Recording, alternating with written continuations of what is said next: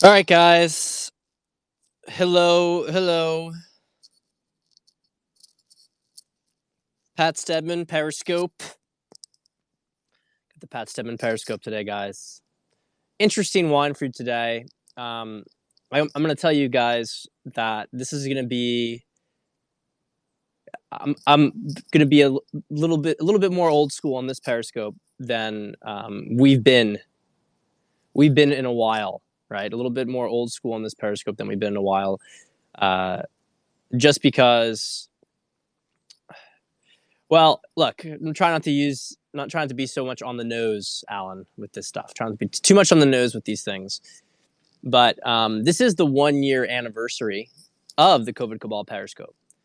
I don't know if you guys remember, but March 15th, is it the 15th or the 14th? I thought it was the 15th. But a year ago, we started this. A year ago, I started talking about all sorts of crazy stuff. Open the floodgates to all these things. Um, Crazy to think of where we've been. It's the 14th. So see, I'm an idiot. I put it. I don't even know what day it is anymore. So March 14th. Amazing how much has changed in the last year. I want to preface this before we get into the wine and then to the other things. But well, actually, let's do the wine first. Let's kind of keep consistent. So this is an interesting varietal, Gringolino. All right, and Gringolino, you're gonna have a hard time finding Gringolino in the States unless you go to a specialty store. And fortunately, I have Italy in New York, and I was able to find it. If you recall, I've mentioned Gringolino offhand. It plays the role in half of Piemonte, of this sort of low end grape like Dolcetto. Okay, but apparently Gringolino is losing popularity. It's very tannic, very acidic, and very alpiney in flavor, and is not really as good. You could maybe say it's a little thinner. It's not as good maybe as pairing with food as Dolcetto, and so a lot of people are tearing it up. Unfortunately, you hate to see it. You hate to see a classic disappear. But I'm really interested in trying this because I've never had it before. Never ever had this before. I can certainly see what they're talking about by the alpiney smell. It's almost like pine needles.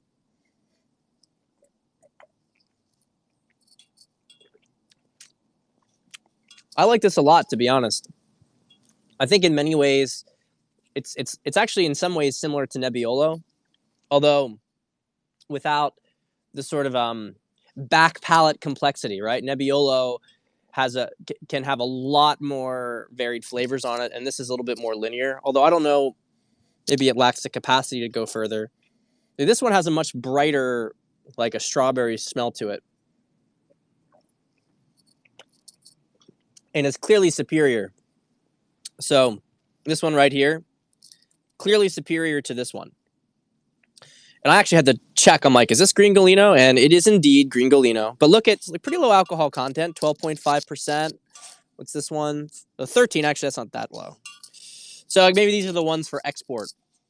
But yeah, this is nice. I would recommend you guys try it. I find these very, very, very drinkable, very lovely. This one in particular really, really stands out.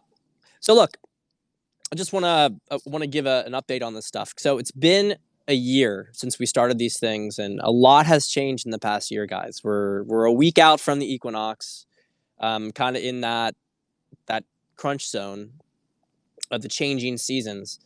And I was just thinking about this. I mean, everything felt like an eternity. That first like 3 to 4 weeks from this time, sort of like from the third week in March to the second week in April, it was like an eternity. Do you guys remember? It's like when I walk around and go on walks, it's like I see that the weather's the same. I think, where was I a year ago? And I can remember the things I was listening to on the walks, and remember just the energy of that time. It really was like every day was an eternity. Yeah, 100%. Time was frozen until May. And then in May, we realized that this sort of shock of it wore off, and we realized that we were going to strap in for the long haul here, and that they weren't going to reopen, right? Things were going to continue like this. And it was at that point that we began this process of really doing a lot of deep work and reflection. May, June, July, August, September was an incredible amount of deep work for me. Incredible amount of really trying to assess myself and really deal with, okay, who am I as a man? What are my needs? Where are my boundaries? Really working on boundaries, right? And the external has been such an incubator for this. Everything slowed down, but we also got to see how boundaries were being violated by the structure. And so we started to really look in and how can we deal with our boundaries on the inner. I want to be writing about this in more detail in the coming days, but I really feel like we're at the point right now. This is the return of the masculine energy, but it's a different kind of, it's like a, I hate to use the term, I think it gets abused, but it is really the divine masculine, right? This is coming into power now, which has been gone for a while. And so all this sort of work, which I've noticed that in particular, a lot of men have been doing it. It's been men, even more so than women, I think, who have been doing so much work over this period. We are bringing that balanced energy back now. We are bringing the divine masculine back. Everybody in the spirituality community talked about it like it was going to be love and light, right? We have to be more loving. It's actually what we were missing was boundaries. We're missing boundaries, and boundaries are what we're working on right now. And so just kind of recapping the year, doing all this work over the summer, culminating with that long trip in the Appalachians, and then in election mode at 21 convention, and then right after that into election mode. And that lasted, as you guys know, through January, and all the things that transpired then, really like in this really engaged state. And then we've been in this lull now. We've been in a lull for the last 2 months, pretty much. And so what's going to happen next? Now, I'm going to tell you guys this. And I don't know if you feel it, but it feels like something's going to break. All right? It feels like something's going to break. You know, we've all looked like fools to a certain extent to people because of all the things that didn't transpire in end of January. We've looked like fools, and I think we're going to find out very soon whether or not that is really the case or not. And I think we're going to find it out because if there is any sort of faction that exists within the government or military or whatever, their window is closing. I understand what's been going on at this point.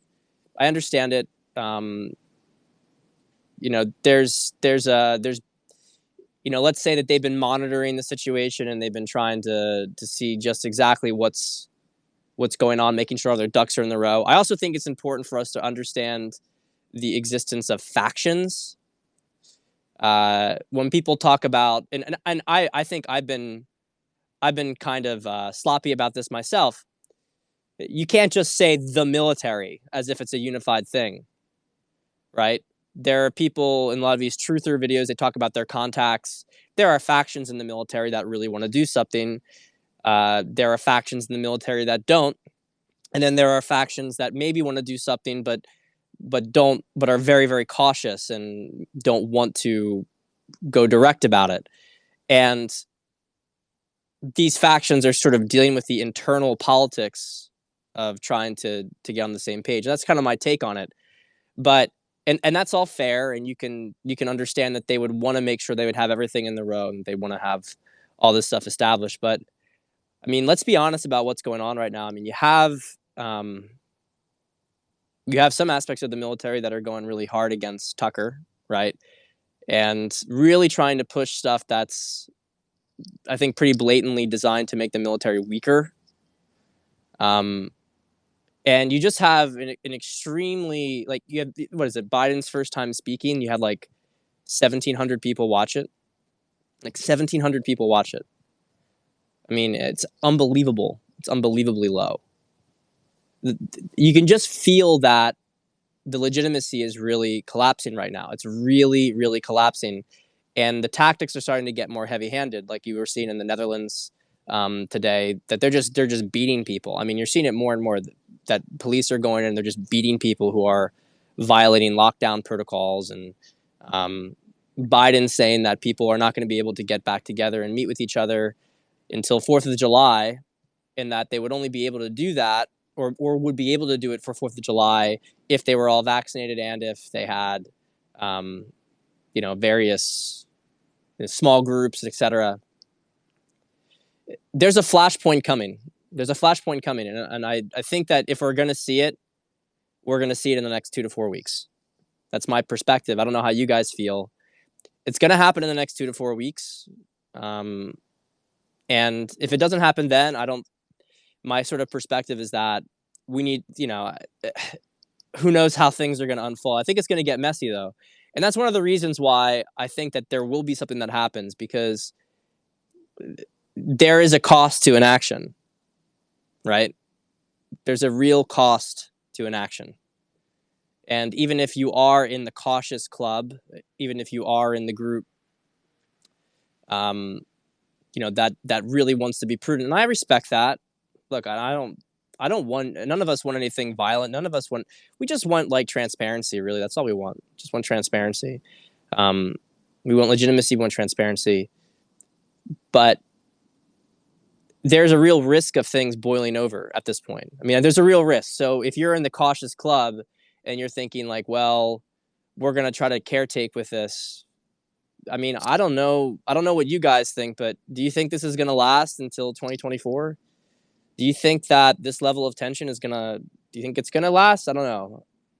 I mean, I don't want any, my objective is that I would love to go move into my apartment in Poland and to,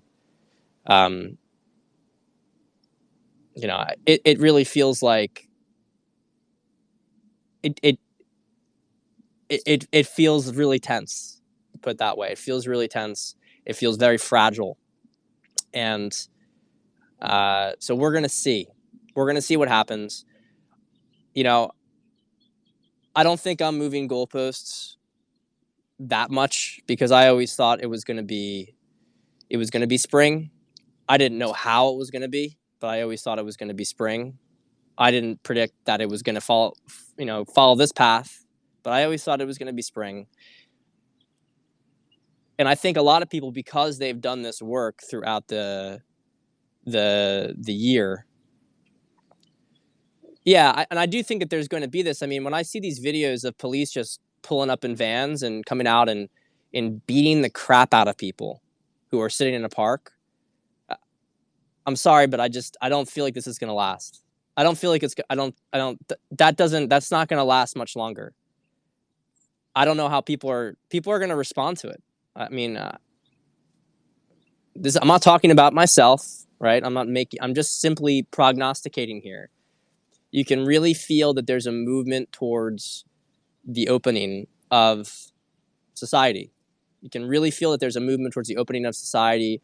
There's a freedom in society. And then and I think even with the vaccine, people who took it are like, we really feel like now we can go back to being in the real world again.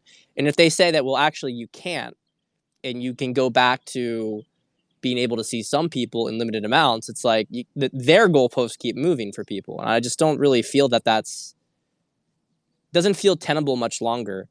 And I think that if I was one of these people in the military and I was thinking about this stuff and I was considering my options, I mean, people are going to lose, the military is going to lose legitimacy next, basically. The military is actually in the position where it's starting to lose legitimacy because of this stuff. And I'm not sure how much of the military wants that to occur. Because remember, part of the reason for perhaps their prudence was that they wanted to maintain their legitimacy. So it's going to be things are really messy. And I think really the longer it goes on, the messier it gets.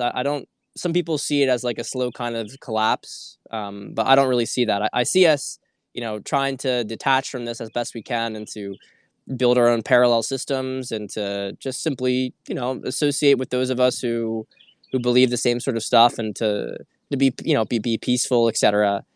But I do think that there are some people that that this line is getting really pushed on. I don't know if can you guys feel the tension? Can you feel the tension too? Can you feel it? This sort of push towards like a freedom, like a reopening, and then this sort of control structure that's really trying to now clamp down on it, not letting anybody kind of escape. Are you guys feeling that at all? Tell me what you think. You guys feeling it?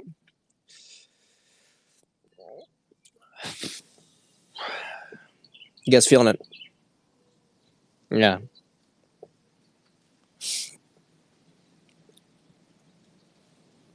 Yeah.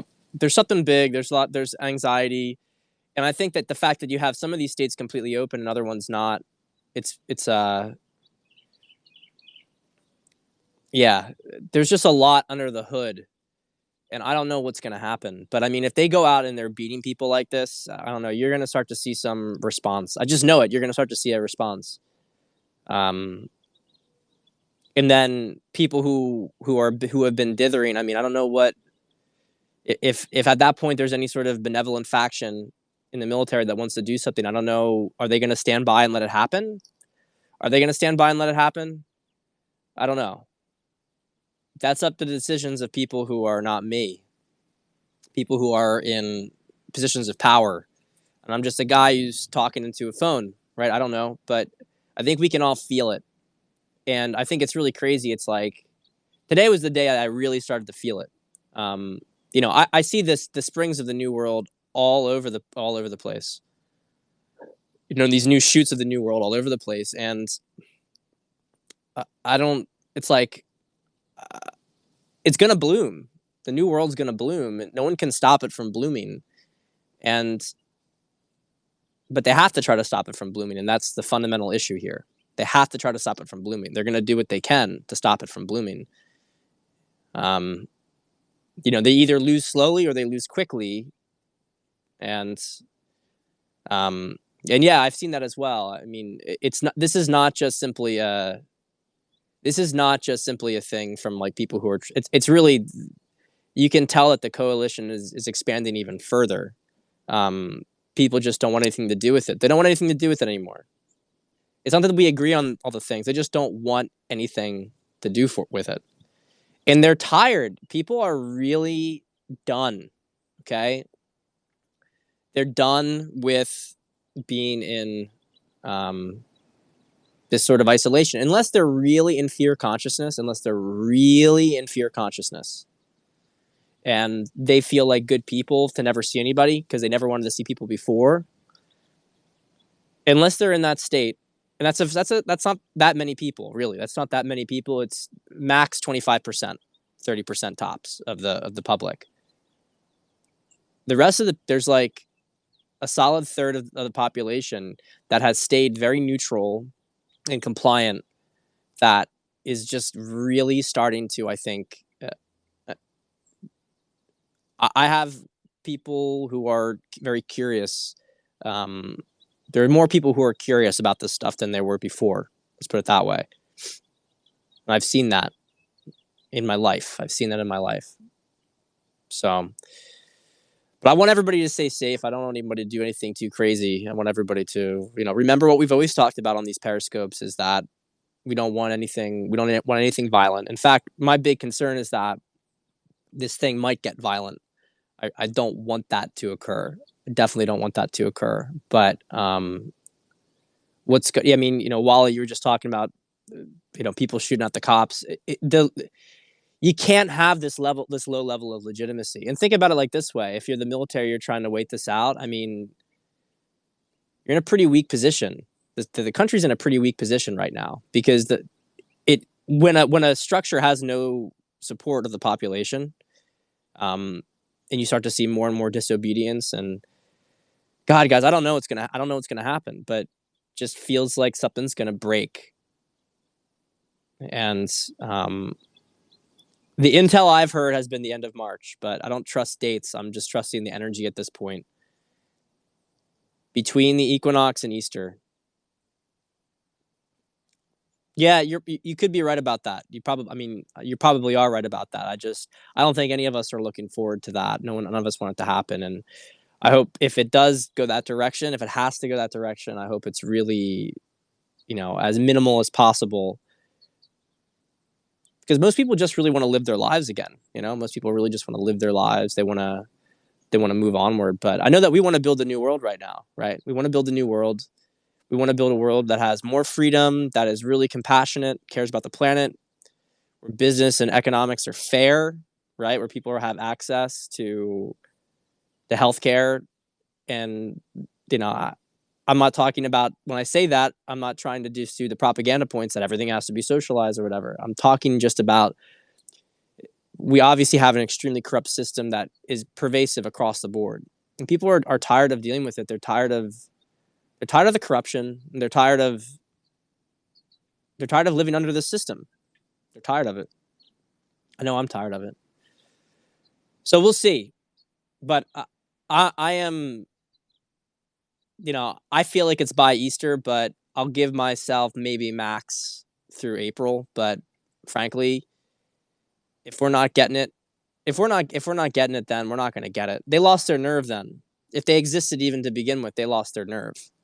And at that point, I think that we should completely cease using the term white hats because they're not. This has already dragged on pretty long. That's kind of the deadline that I'm giving them, and I think that unfortunately, after that deadline, you're going to start to see people around the world do things on their own.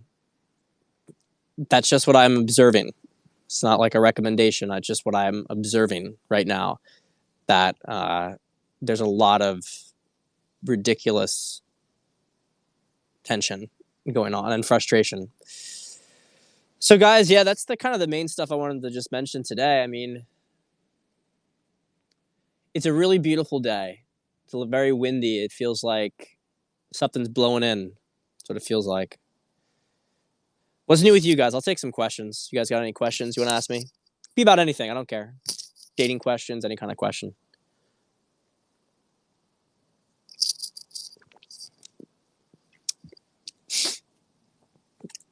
What's good, my friends? What's good?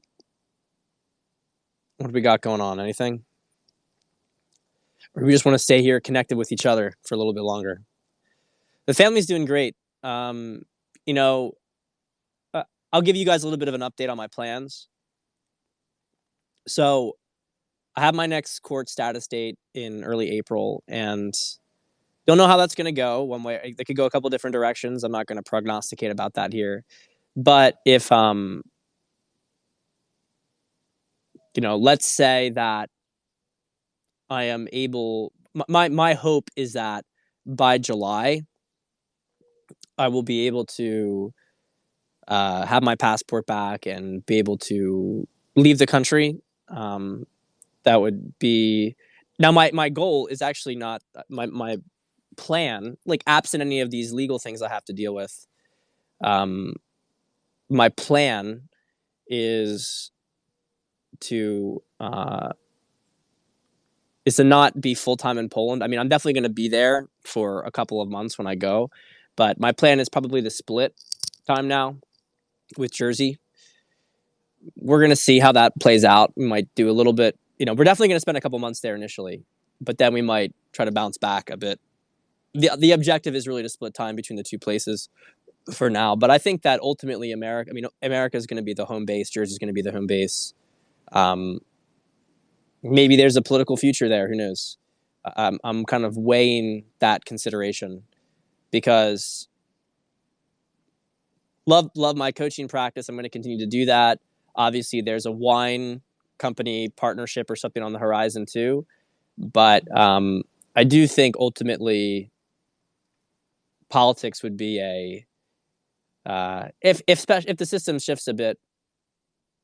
But I think it could be something. But I want to start local. I don't want to just jump into anything big. I'd prefer to start for things from my state. But I'm playing around with that. I gotta see where things are. A lot of things up in the air. A lot of things up in the air. Um, Is jail time on the table? Sure, it could be on the table. Could be on the table based on current charges. I mean, I don't want to talk too much about this because this is, this is for the prosecution to weigh the evidence and for my defense attorney to talk with them, and they'll discuss things. And I want to be respectful, right? They're going to make their decisions. I think that the evidence is going to, with my current charges, it's highly unlikely. So it's possible, but it's very unlikely. Basically, it's very unlikely. So we'll see how it goes. I'll have more information about that in early April.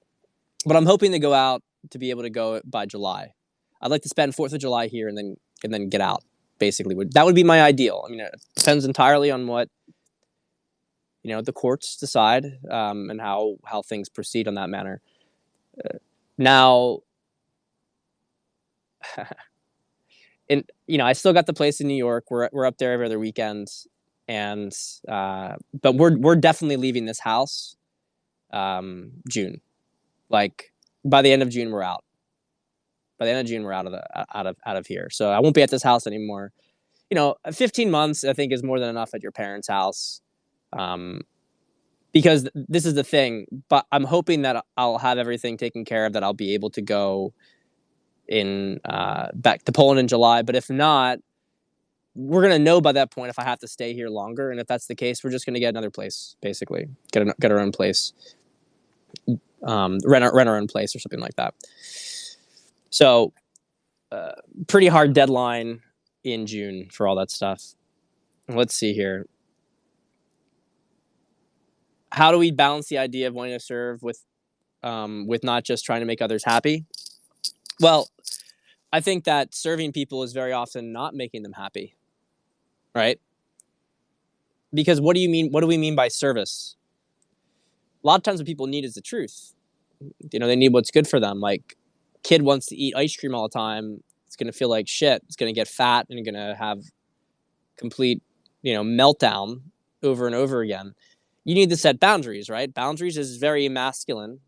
Women who have strong boundaries have integrated their masculine, but boundaries are fundamentally a masculine trait, right? That's my sort of take on it. Because boundaries are an aspect of truth. Because if something's true, then it needs to be protected, right? Truth needs to be protected, and a boundary is required to protect truth. So I think we should disabuse ourselves of the idea that service is about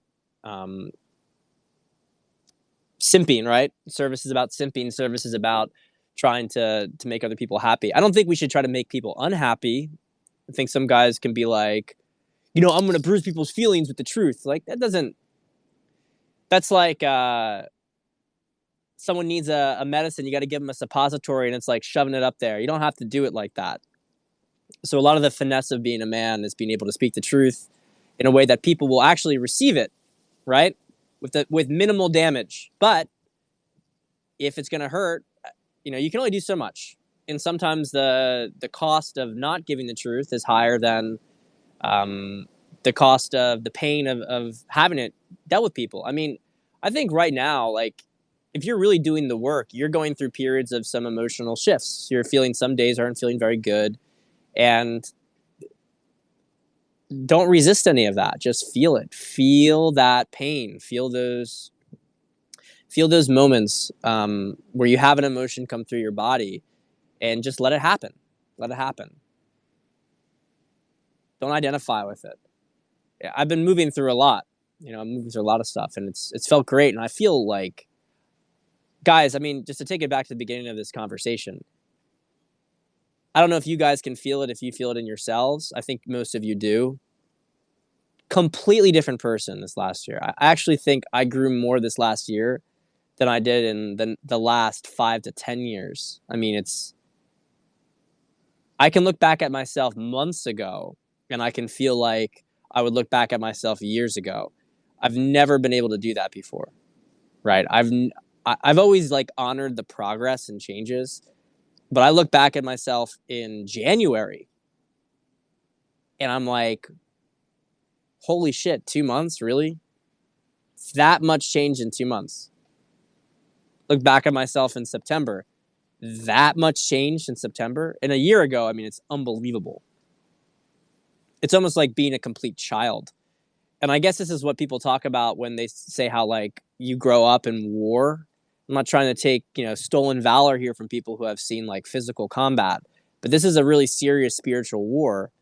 And there's just not a question whatsoever that this conflict has leveled up people. I mean, we have matured. If you haven't matured, good fucking luck, right? Good fucking luck, because you're so far behind now compared to those who did that you're going to get your lunch eaten. That's just the way it is. Thoughts about the direction of New York City? I'm not as negative as some people. The biggest thing that has to change in the Northeast is the taxation structure. I think if you change the taxation structure, everything changes completely. Like, it completely changes. I mean, no offense to my friends who are in the South. I have so much respect for the governance of Texas, Florida, etc. And obviously, people like the weather. But hate to be snobbish about this. The culture is much more. It's much higher in the Northeast. The culture is much higher in the Northeast, and I'm not talking about, like, this is not a denigration on Southern culture. I just mean that there is a lot of history. There's a lot of history in the Northeast. And, I've been to Orlando and stuff, and, like, going out to a nice dinner in Orlando it's like a chain restaurant. It's like a high-end chain restaurant. I mean, there has not been the same level of established, the architecture's cheaper. It's like there's a lot more of a sprawl than you have up in the Northeast. And New York City in particular has a certain energy to it. It's a really, really important city. It's a really important city. It's a really, like, make things happen city. And so I think New York has been enduring in spite of the fact that it's had a stranglehold on it. So I think if you change some of the taxation structures, that place blows up again, right? I don't have as much experience with that, for instance, on the West Coast. I don't know about, like, places like San Francisco. But New York has a ton of potential. It's just really, it's being suppressed. And I can say I walked, last weekend I was there, and I walked all over. I was walking like 12 miles a day with my baby. And even in spite of all this stuff, people are coming back. Like, I saw people out. It was Saturday night. There was groups of young people all getting, endless margaritas, whatever. They were laughing. They were looking good. I don't think it's not going to be as bad as, part of us will kind of like it to get bad because we want to justify our beliefs, but it's not going to get as bad as it did after the 50s, 60s, when you had, the massive deindustrialization, and you had a lot of the riots, etc., and the crime wave that basically went on till the mid 90s. It's not going to happen like that again. It's just that they are getting their lunch stolen by the South in these states that are run properly. But I think if you really get this governance sorted out, and that's only going to happen if the truth comes out. It's only going to happen if the truth comes out. I mean, there are a lot of brainwashed people there, and I have to tell you that it's difficult to live around them. I got to tell you, there's definitely a hive mind kind of thinking. I will do a farewell feast. I mean, I talked in the last Periscope about trying to get some big get together. We'll see if we can do that. That would be really awesome. But I've always wanted to have something separate from that solstice thing I was talking about. I've always wanted to have a big farewell party in New York City. So I think that'll happen. I'm going to do that in May or June. Maybe I'll do it for my birthday, actually. That could be a fun thing. I could do it early June for my birthday. I mean, one of the reasons I'm considering staying in New York through then is because New York is just so absolutely beautiful in May and June. Like, May, June, and September, that city is just amazing. It's an amazing place to be. So, but July is like it's kind of sweaty and nasty and dies down. So I'm happy to get out in July, but I want to be there for May and June. I think so. Probably we'll stay together.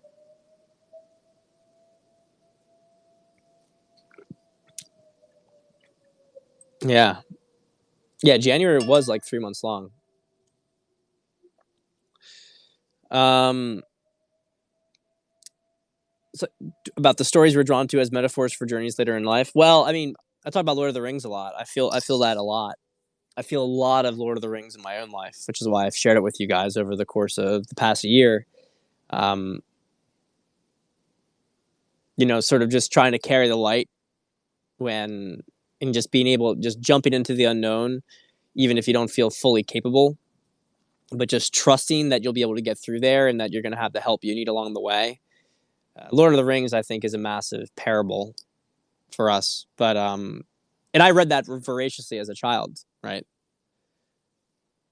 Read everything about that as a child. Miami, yeah, Miami is the new New York, and Miami, I think, because of the Cuban population in New York, sorry, in Miami, I think that Miami has a different flavor to it. There's a little bit more of a sizzle to it, whereas I think a lot of the other cities in the South can be a little stale. Like another a couple exceptions are Savannah and Charleston.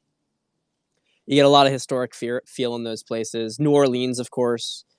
So there's some really fun places, but they haven't been really the ones that have been blowing up. I've just see a lot of big development, uh, and I don't know. I've seen it. Like I've seen it in Charlotte quite a bit. It's just not really doesn't look good. I mean, the city blows up, but it's like the culture doesn't keep pace. And I don't know. They got to do more things. We've been coasting off of architecture and beauty that was produced in the 1716 even, but 17 and 1800s and maybe early 1900s. We've been coasting off of that beauty. And the problem with modern cities is that they haven't been producing that. Everything that's blown up after World War II or after 1960 has been shit. I mean, it's been sprawl, it's been garbage. It looks like shit. And there's a real, like, so I just don't feel like until that gets changed, it doesn't feel like a place that, um, and that's the problem with so much of, yeah, Art Deco was peak and it was the main American thing, but stuff was still looking great all the way up until like 1960. And then we started to get modern architecture dropped everywhere. And that's just, but even like when they're not making modern architecture, just the sprawl is just, it's so ugly. It's so ugly. It's so stale. I just don't really, it doesn't hold any allure for me. And um, I don't know. We'll see, right? We'll see. Anything else here? How are you feeling in your 30s? Was it hard to let go of some of the party aspects of your 20s? It was not. It was not hard. I mean, look, I had a good time. I had a good time, but 2019, I would come back. I'd from like a party, and I'd be on the couch, and I'd be really drunk, and I'd be thinking about all this stuff, and I would just start to think to myself. It really happened in like the latter half of 2019. And I was just like, okay, obviously you had the physical aspect of it. Your body just can't tolerate that kind of stuff as it used to. But it was also, more than that, it was like, what is the point of all this? What's the point? This isn't really worth it.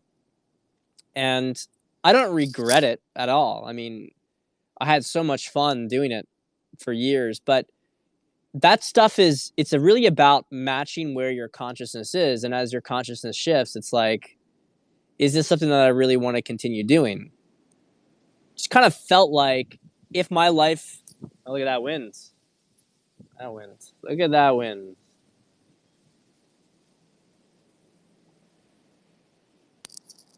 Look at that.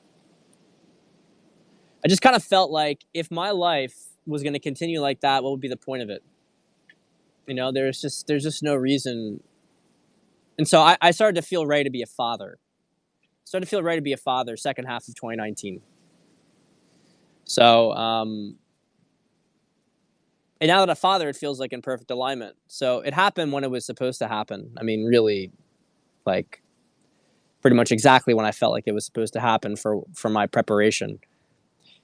It's still nice to be able to go out and have the freedom to go out with friends and stuff like that, and to have some drinks. And it's not that I don't ever want to party again, but there is a routinization to it that was really like it was just kind of hedonistic and sort of stupid. And the amount of money you'd spend, I can just remember it. You'd have this sort of impulse, like you're just there and you're like, I don't know what I'm doing here. You're still talking with friends and stuff, but okay, you're joking. So then you just go get another drink and you just do that. And you just keep doing it over and over and over again. And you come back and you're like, why were you doing that? Like, what was the purpose? Like, you just ran up an extra $50, and what did you accomplish from that? Now you're really drunk. It didn't increase the fun of it. So, I mean, here at my parents' house, we have this big wine culture, and I've since I've been here, I mean, I've drank almost every night, but it's still, this is another edge. It's like it's still more than I'd like. I'd probably like to have the amount that I've had, but I have not been binging at all, which has been good. I mean, there's more of an awareness of like when the body says no, like this is really poisonous. And so now the thing I'm kind of leading into is, well, what's the point of optimization, right? Like, how much do you need versus stopping before it's too much? So I'm feeling through that right now. But I also know that that's something that's going to be dealt with on its own when I leave here, right?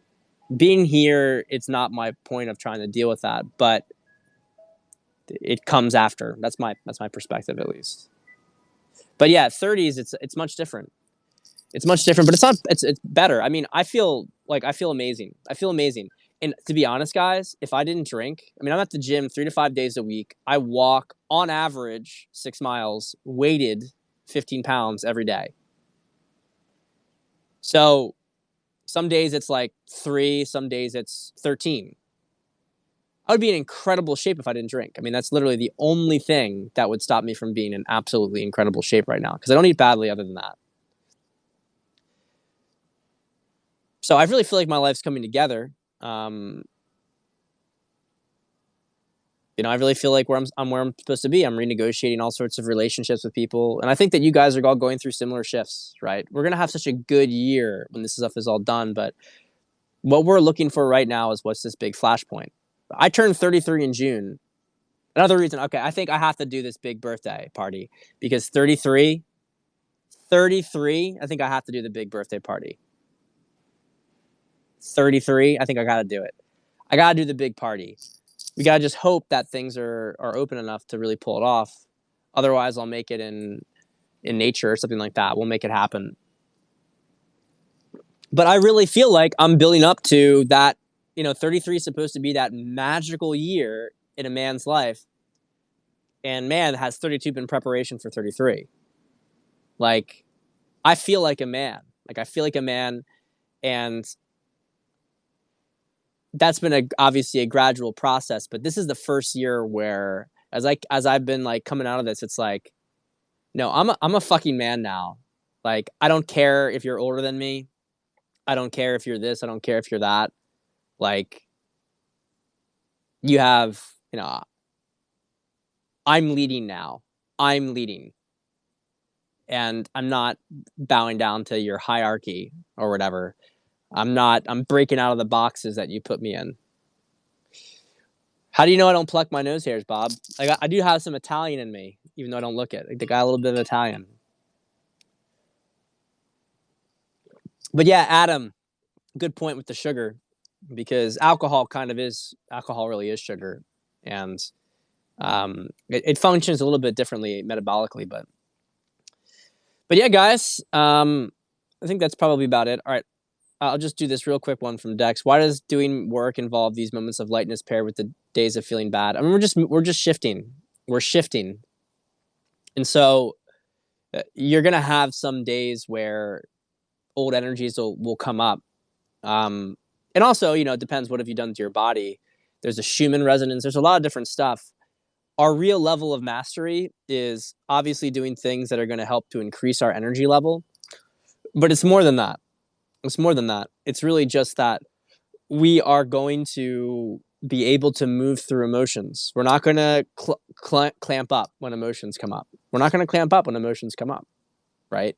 We have some shame come up. We're not going to pretend it's not there and think about something else. We're going to be like, yeah, I'm really feeling a lot of shame about this right now.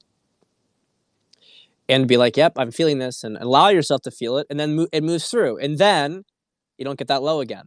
Like I've said this before, I never struggled so much in work or with women than when I was judging myself, than when I was not letting myself feel the way I did. When I was like, you know what, yeah, you're nervous to approach this girl, and that's okay. Then I can approach girls. Yeah, you don't want to do this work, and you're feeling like you want to take a break or feeling anxious. That's okay. I would do a lot more work. But whenever I said, no, you gotta fucking do it, man. You should. It's all bullshit. It's all bullshit. It's all stuff that's, maybe serves you for a low level period when you're first breaking out of the matrix, but you're not going to actually escape the matrix unless you get rid of that too, because that's another trap. So, well, my friends, I have only love for you. I have only love for you guys. It's been a hell of a year, and let's see what the next couple of weeks bring. Regardless of what these next couple of weeks bring, we're all going to be together, and we're all going to continue to build this new world. But stay positive, keep shifting the field, and if you guys need anything, you know where to find me. Just shoot me a DM. Love you all.